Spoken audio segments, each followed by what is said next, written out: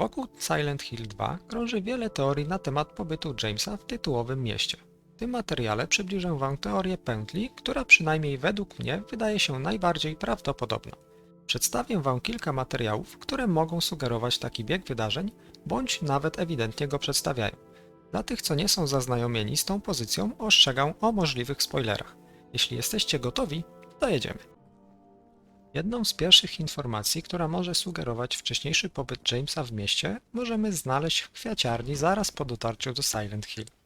Mianowicie na ladzie znajdujemy list zostawiony przez jednego z pracowników, w którym napisane jest, że dziwnie zachowujący się klient zamawia kwiaty z zamiarem późniejszego ich odebrania. Wydawać się może, że to nic nadzwyczajnego, ale do tematu kwiatów wrócimy później, więc zostańcie do końca. Wracając do jednego z pomieszczeń po zdobyciu pistoletu, zastajemy ciało na fotelu przed telewizorem. Po podejściu bliżej możemy zobaczyć, że ubrudzone od krwi spodnie i buty są identyczne względem tych, które posiada James. To ciało jest, o ile dobrze pamiętam, jedyne, po interakcji z którym pojawia się cutscenka. Co do samej scenki, dlaczego James nie odkrywa twarzy, pomimo iż ruch ręki sugeruje, że chce? Czyżby przeszło mu przez myśl to, że zobaczy tam samego siebie?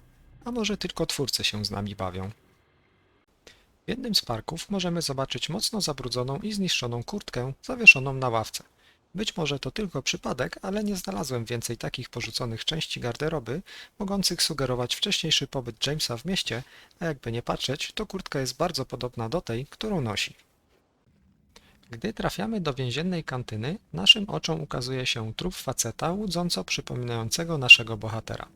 Po podejściu pojawia się cutscenka, w której Eddie wyjaśnia nam, co tutaj zaszło. Po jej zakończeniu możemy się bliżej przyjrzeć martwej postaci i znów przekonać się, że ubiór jest podobny do naszego. Co prawda kurtka się różni, ale znów spodnie i buty wyglądają jak nasze oraz trupa z pokoju z telewizorem. Do tego dochodzi fryzura i coraz bardziej można skłaniać się ku teorii, że James już tutaj był. Po wyjściu z labiryntu docieramy do małego cmentarza. Są tutaj 3 rozkopane groby, a na ich pomnikach wyryte imiona i nazwiska Angeli, Ediego oraz samego Jamesa.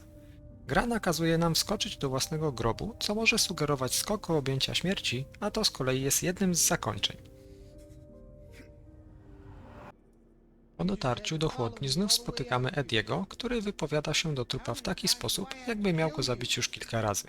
Wygląda na to, że sam Eddie też przeżywa pętlę, w której trafia na Jamesa i za każdym razem kończy się w ten sam sposób.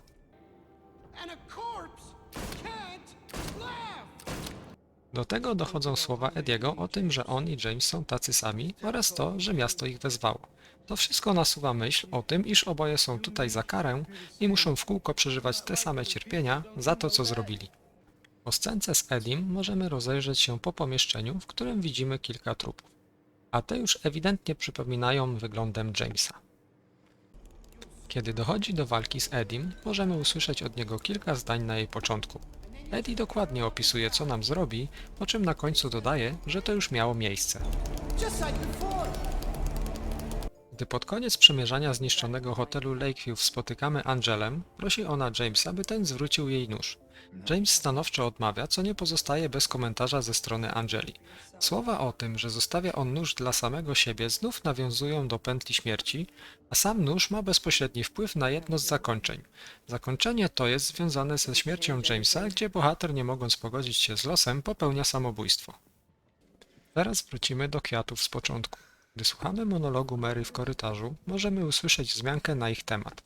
Może to sugerować, iż dziwny klient z kwiaciarni to właśnie James kupujący kwiaty dla Mary podczas odwiedzin. Kiedy docieramy w końcu do Mary, podczas rozmowy okazuje się, że to jednak Maria, która robi wszystko, by zająć miejsce żony Jamesa. Gdy James odmawia, z ust Marii pada stwierdzenie, że nie wypuści naszego bohatera, a raczej nie może go wypuścić. Tutaj pojawia się kolejne zakończenie, które jest częścią pętli, a mianowicie Maria ma sprawić to, że James wybierze ją zamiast żony, co i tak koniec końców skończy się chorobą i śmiercią tak jak u niej. Wygląda na to, że samo miasto Silent Hill robi wszystko, by James przeżywał swój koszmar w koło na wiele sposobów. Niebywałym odkryciem okazała się wiadomość ukryta w 26 dziwnych zdjęciach. Mianowicie litery odpowiadające ilością rzeczy na zdjęciach układają się w zdanie "You've been here for 2 decades". Nie mam pojęcia, jakim cudem jeden z graczy na to wpadł, ale odkrycie to zostało potwierdzone przez samego dyrektora kreatywnego Mateusza Lenarta. Nie potwierdził on jednak, że sama teoria pętli jest kanoniczna. Niemniej jednak easter egg zawarty w zdjęciach mocno na to naciska. Jednak niektórzy sugerują, że to nawiązanie do oryginalnej daty premiery drugiej części Silent Hilla. A wy co sądzicie na temat tej teorii? Może sami znaleźliście więcej nawiązań?